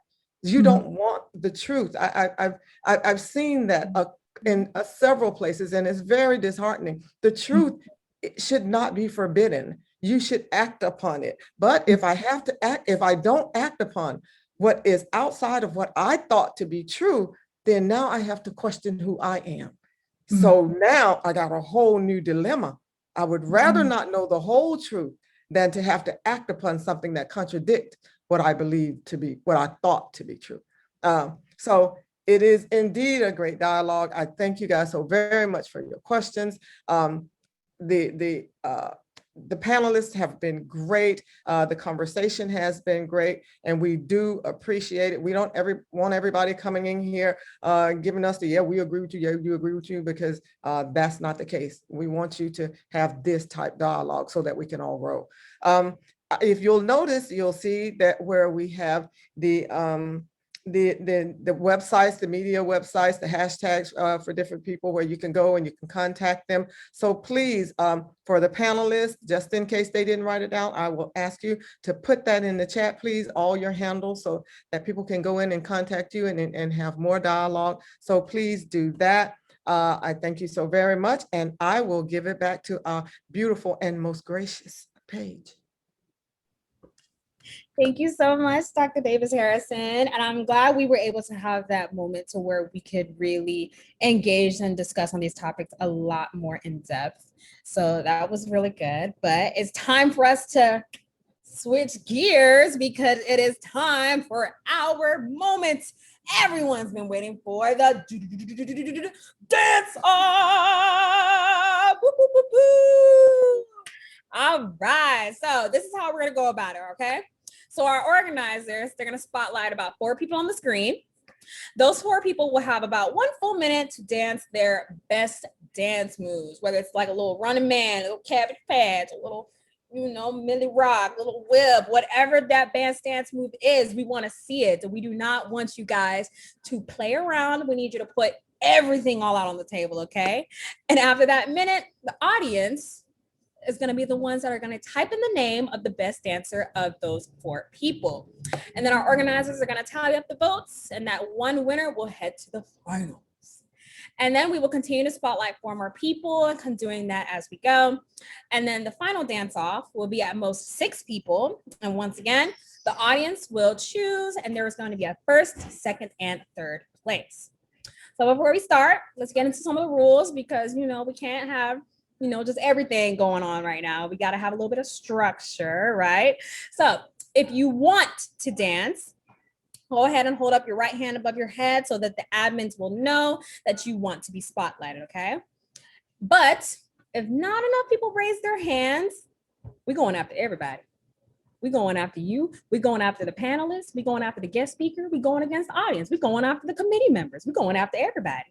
So if we don't have enough hands, get your little dancing shoes ready because you may be spotlighted. Also, one last thing.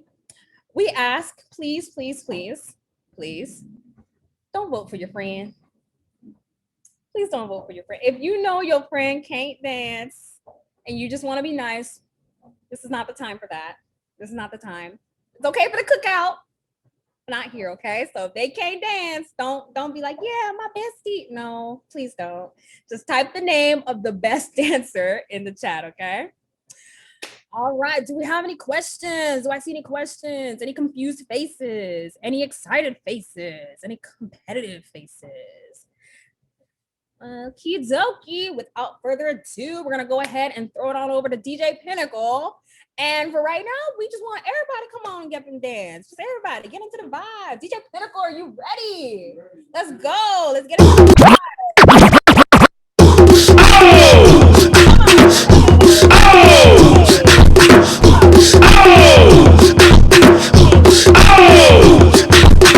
All the shorties in the club, let me see you just back it up, drop it down. Let me see you just get low, scrub the ground. Let me see you just push it up, let me see you just wobble, baby, wobble, baby, wobble, yeah. Wobble, baby, wobble, baby, wobble, yeah. Wobble, baby, wobble, baby, wobble, yeah. Wobble, baby, wobble, baby, wobble, yeah.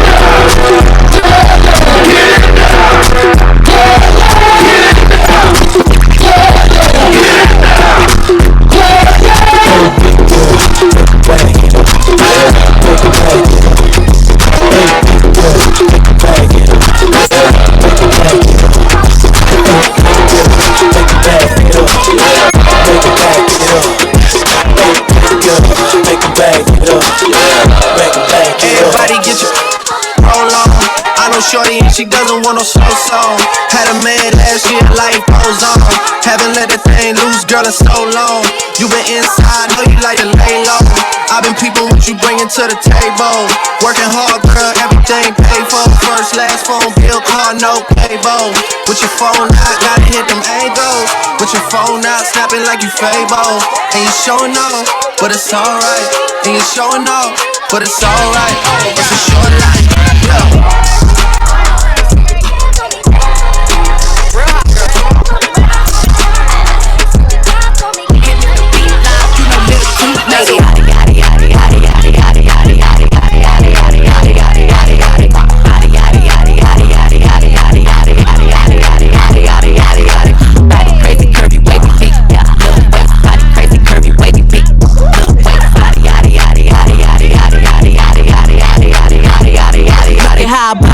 Ate it up and gave it back. Yeah, you look good, but they still wanna know we're making it. Saucy like a barbecue, but you won't get your baby back. See me in that dress and he feel like he almost tasted that. Num num num num, eat it up. Go play, okay, 3, 2, 1. You know I'm the hottest. You ain't never gotta heat me up. I'm present when I'm absent, speaking when I'm not there. Call him Gary Cass, I call him Carol Baskins. Ah. Yaddy yaddy yaddy yaddy yaddy yaddy yaddy yaddy yaddy yaddy yaddy yaddy yaddy yaddy yaddy.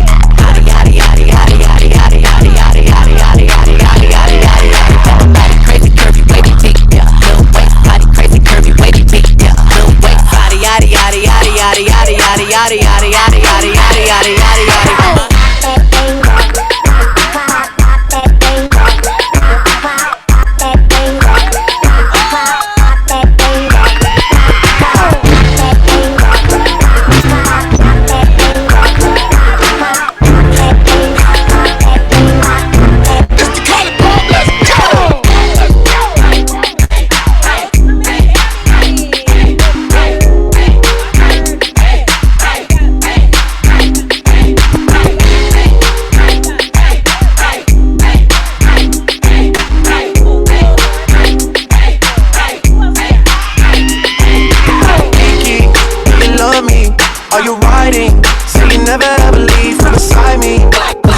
want you, and I need you, and I'm down for you always, baby. You love me, are you riding? So you never ever leave from beside me. I want you, and I need you, and I'm down for you always. But the new me is really still the real me. I swear you gotta feel me before they try and kill me. They gotta make some choices, they running out of options. Cause I've been going off and they don't wanna stop in a weekend. I see that you've been learning, and when I took you shopping, you spend it like you earned it. And when you popped off on your ex, he deserved it. I thought you would've won from the jump and confirmed it. Trap money, Benny. I buy you champagne, but you love some Henny. From the block like you Jenny. I know you special, girl, cause I know too many. Keisha, you love me, are you riding? So you never ever leave from beside me. Cause I want you, and I need you, and I'm down for you always. Cash money, records taking over for the 99 and 2000.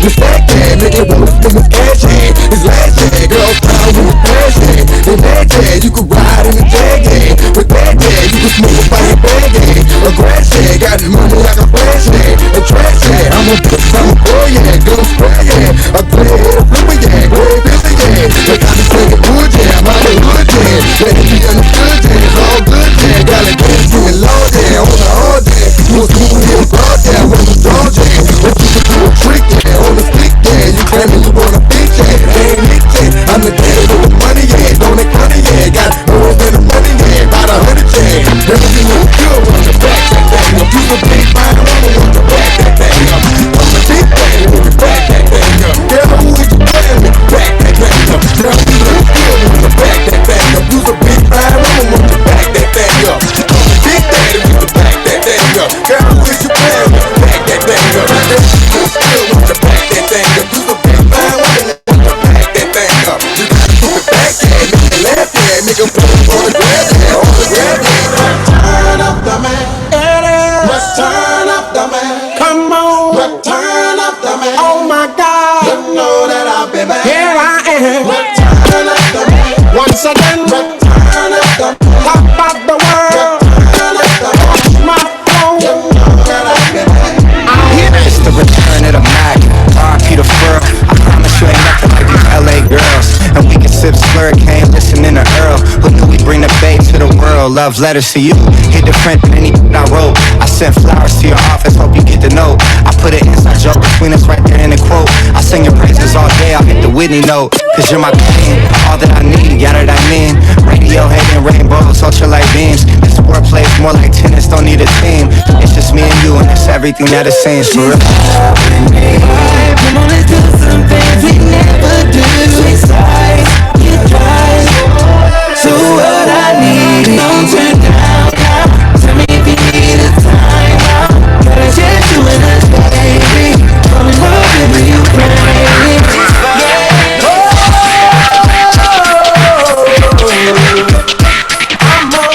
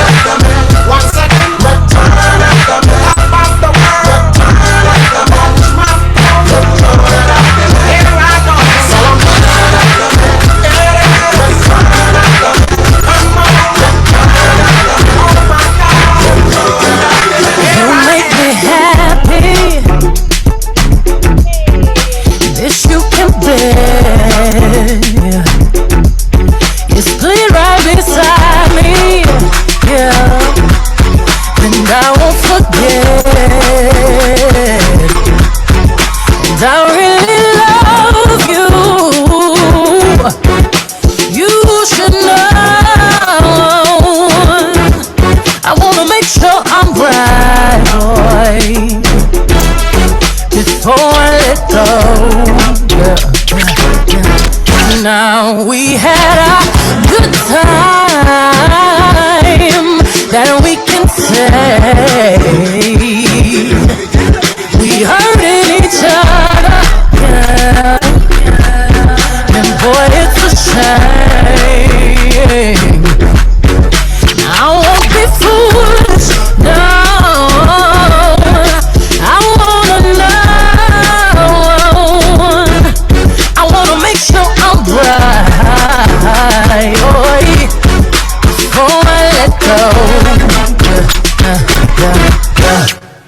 You know I thank God sun rises and shines on you.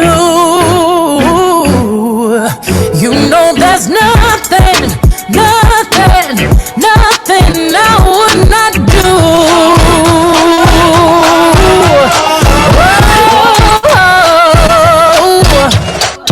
Before I let you go.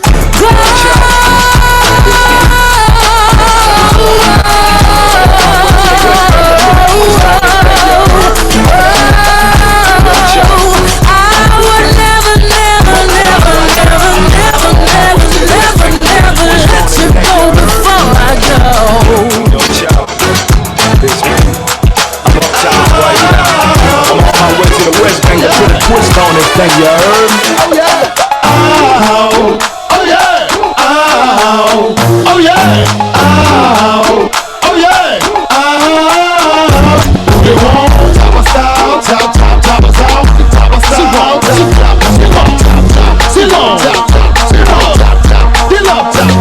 I don't mean to sound rude, baby, it hurts and nothing. I want an independent woman and she working with something. I want a slim fine woman with some quirk with all. I want a slim fine woman with some quirk with all. I want a slim fine woman with some quirk with all. Quirk with all. I want a slim fine woman with some quirk with all. I want a slim fine woman with some quirk with all. I want a slim fine woman with some quirk with all. Quirk with all. I want a slim fine woman with some quirk with all. I want a slim fine woman with some quirk with all. I want a slim fine woman with some quirk with all. I want a slim fine woman with some quirk with all. I want a slim fine woman with some quirk with all. I want a slim fine woman with some quirk with all. I want a slim fine woman with some quirk with all.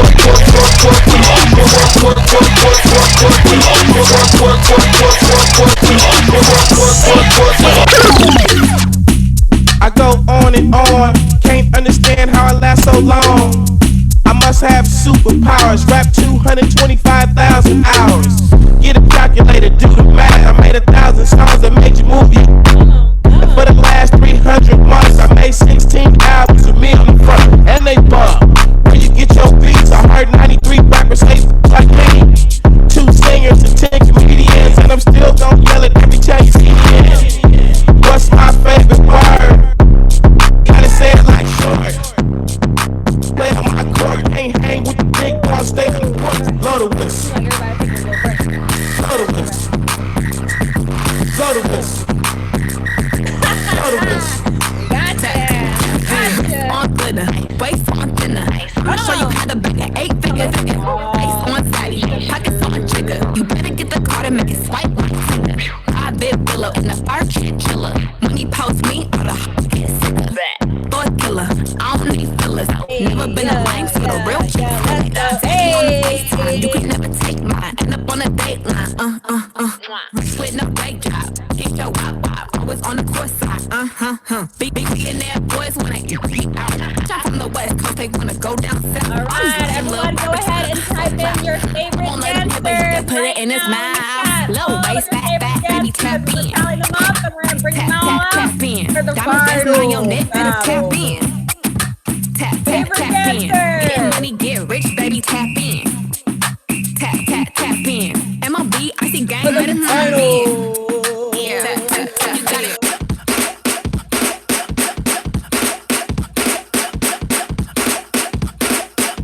Who said me? Wait a minute. Top Porsche, rolling my wrist, diamonds up and down my chain. Cardi, you straight stunning, can't tell me what the boss up and I It's my big purse, we got all them girls shook. My big fat ass got all them boys cooked. We're from dollar bills, now we poppin' rubber bands. You know what I'm saying? Tell me while I do my money dance like. We got a lot of dancing on the ground like. It's that Lil Jon, okay. Oh yeah, we do it. The finesse and getting paid. Ooh, don't we look good together? There's a reason why they watch your mouth. Yeah, I know we'll turn heads forever. So tonight I'm gonna show you all. I'm gonna walk with you. I watch the whole room change. Baby, that's what you do. No, my baby, don't worry. All my confidence, all planning on your measurements. shit down on sight. That's right. I see Dr. Janice Harrison and Emily.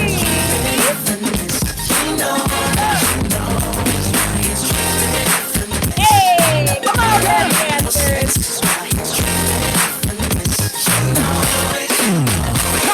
It's showtime. Guess who's back again? Oh, they don't know. I bet they know as soon as we walk in. Showed up, I'm wearing Cubans. Is that the mix? Yeah, Inglewood's finest shoes. Don't look too hard, might hurt yourself. Know to get the color red, the blue. I'm a dangerous man with some money in my pocket. So ready, everyone. So many pretty girls around me and they're taking up the rocket. Keep up. Why you mad? Fix your face. Ain't my fault they all be jacking. Keep up. Players on there. Come on. Get your hands up to the moon. Girls, what y'all trying to do? All right. 24 karat magic in the air.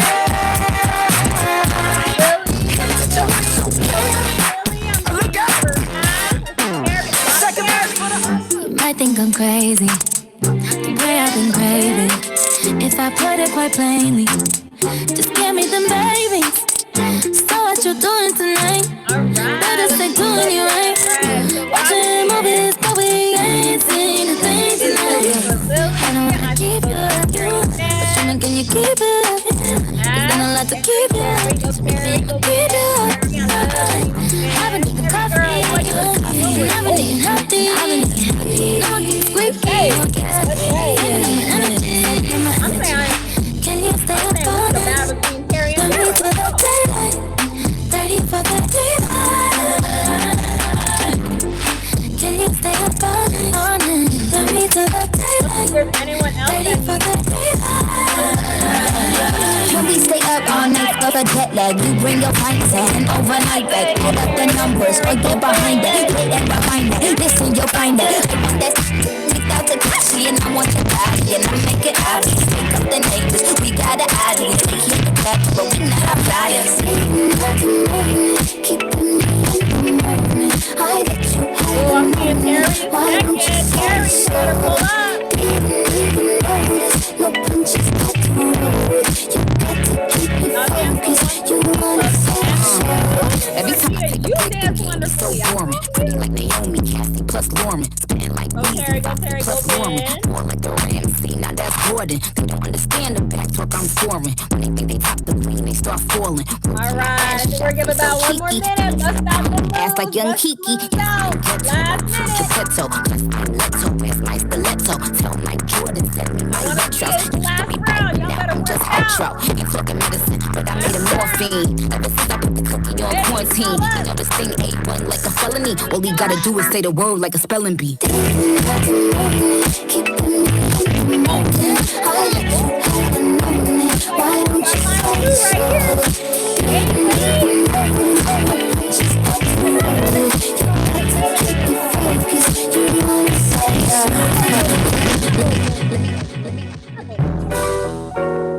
Hot air. All right. So hot and round. Ready? So hot air. Last song. Oh.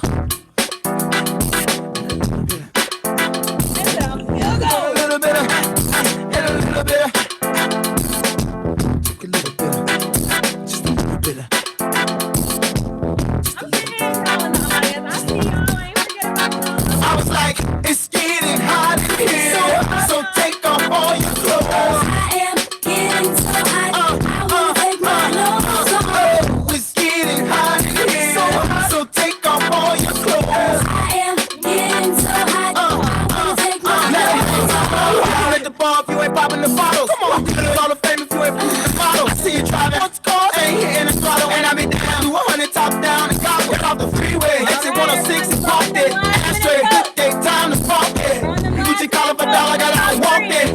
Big thing, cause baby I can't talk it. Whoa, sweating, it's hot up in this joint. Vocal, tank top on at this point. Here with a winner, so baby they can't lose. I got secrets, can't leave Cancun. So take it off like you're home alone. You know dance in front of the mirror while you're on the phone. Checking your reflection and telling your best friend, like, girl, I think my butt getting big. All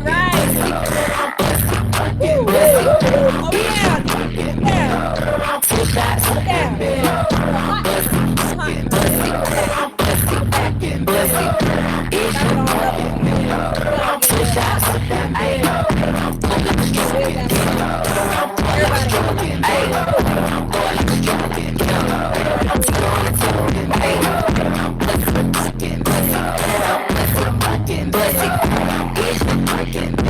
It's the two shots. Bricks them white with a body on me. Damn, I'm popping, I'm hot. Real thick bands in the multiple bands. He was there for my stand, so I took him to the spot. I don't wanna talk, I wanna be young. Said it, get up. He ain't packing with a clock. Begging for a dance, he ain't even get a chance to it. Okay. Everybody go ahead, get you some towels, get you some waters. I'm hot, girl. Girl, it's hot. Who was that? It's hot. Who said that? Miss Terry, was that you? Who said it's hot? All righty, let's go ahead and see who our winners are. So I know who number one is, but let's continue to count because I'm seeing Terry and Lily for the win. Put them in your order. Put them in order. Let's see. Who's your number 1, 2, and 3? Because I'm seeing names, but I don't know what place. 1 Lily. I'm seeing someone saying 1 Lily. Ben, Terry, Miss Lily.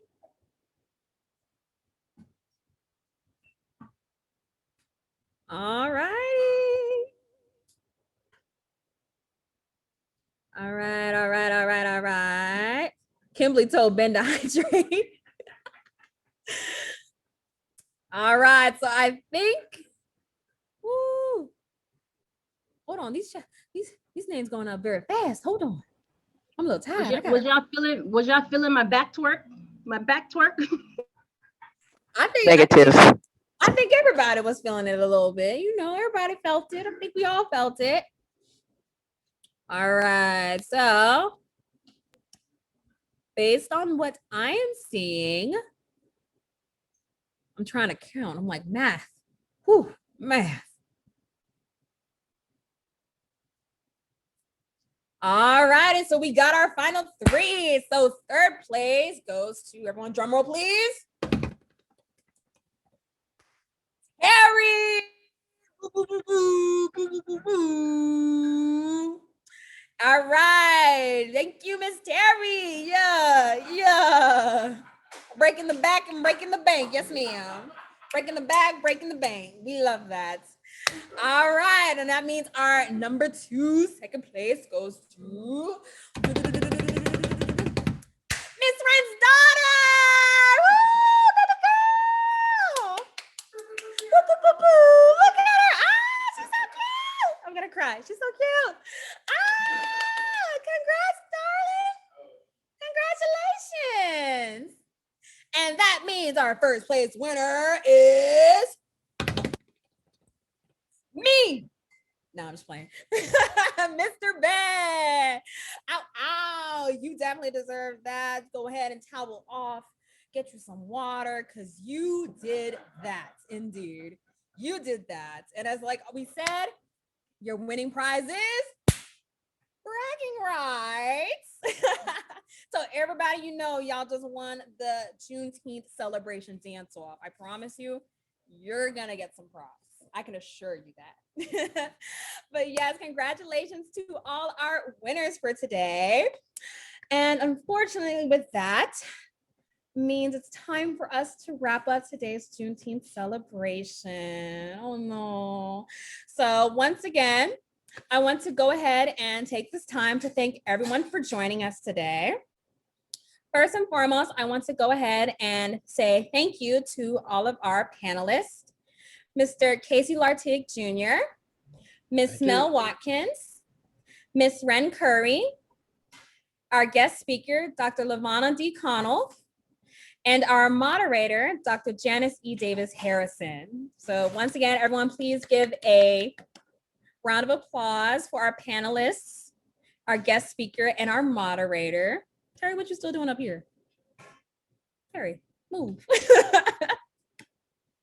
But yes, again, like I said, everyone, please give another round of applause and please thank them because they really took their time out of their day to come be able to have this discussion with us and share in their knowledge on mental health in the Black community. And it's such a very important topic. And I think we should continue to have dialogue on this. as well as we want you to learn some things today and about the importance of Juneteenth as well. So thank you guys for celebrating this important aspect of Black history with us. And we hope you had fun during this celebration. Thank you so much to our sponsors, Yogi-O Accessories, Hustle Itaewon, and Miss Sierra Agandongu. And thanks again to DJ Pinnacle, owner of Hustle in Itaewon, and our bomb DJ for today. Everyone give a round of applause. Yeah, yeah, yeah, yeah, yeah. And again, I want to say thank you to our audience for attending this event to learn and have fun with us. A video of today's event will be available next month on Black Lives Matter Korea's YouTube channel at the tag Black Lives Matter, and that's one word. And then the second word together, South Korea. We'll probably go ahead and type that in the chat right now.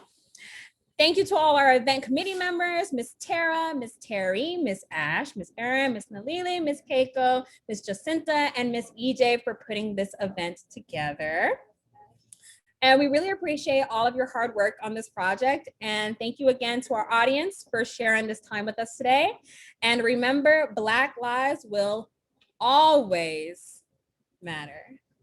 I'm Paige Miller, and you can find me on Instagram at SoulfulPaige. And as always, everyone, be the change you want to see.